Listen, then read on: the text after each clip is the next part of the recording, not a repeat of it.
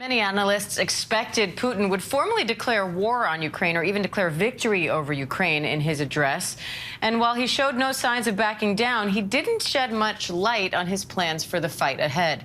Meanwhile, Ukrainian President Vladimir Zelensky says that very soon there will be 2 victory days in Ukraine.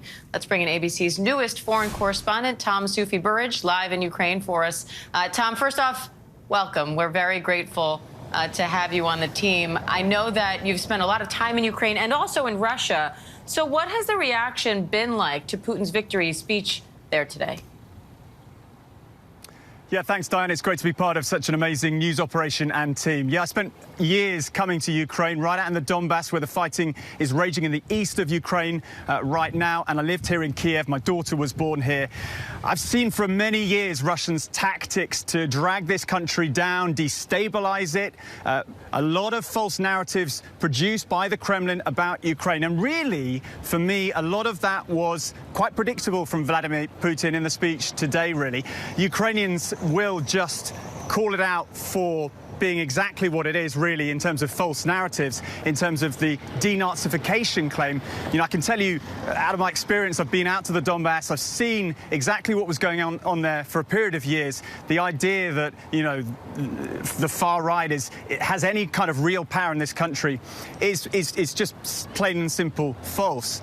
But I think, you know, I'd agree with Ian's analysis there, really. This speech really was interesting for what Vladimir Putin didn't do and say. He didn't declare a war. He's still incredibly calling this a special military operation. He didn't mobilize more troops into this war. And I think to some extent that reflects the fact that really Vladimir Putin is not in the position of strength that he expected to be. In the words of the Pentagon, his offensive in the Donbass has stalled right now.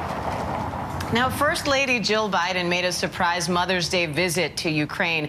How significant is that show of support? Yeah, the First Lady was down in a border town called Uzhgorod, down in the west of Ukraine, right by the border with Slovakia, meeting the First Lady of Ukraine, Olena Zelenska.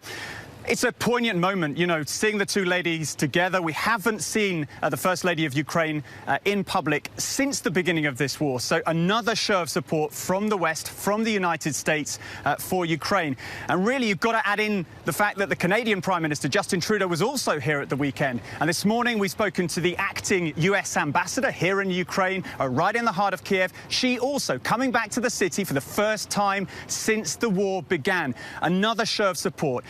And beyond that, though, really, I think the symbolism is important, but the weaponry coming in from the United States, from Europe, is really a potential game changer here.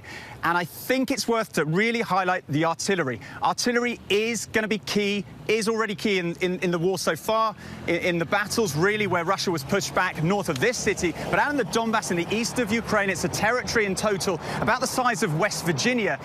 The Russians, with their separatist forces, the militias, have traveled into their territory in recent years. They have had the upper hand, really, in terms of artillery right up until now. With these new weapon systems, with increased range on the systems, with increased and improved radar systems to hit the targets with more precision, we could see a shift in the war. That's the hope for the United States and Ukraine and their partners.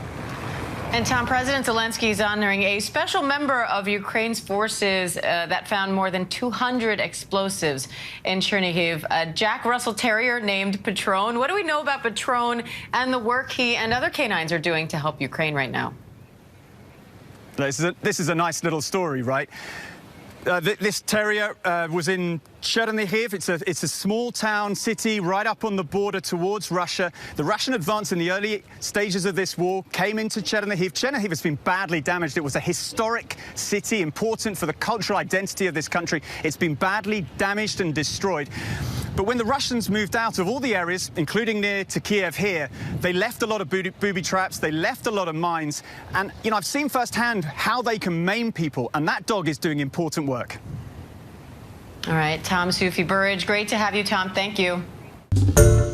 Hi, everyone. George Stephanopoulos here. Thanks for checking out the ABC News YouTube channel. If you'd like to get more videos, show highlights, and watch live event coverage, click on the right over here to subscribe to our channel. And don't forget to download the ABC News app for breaking news alerts. Thanks for watching.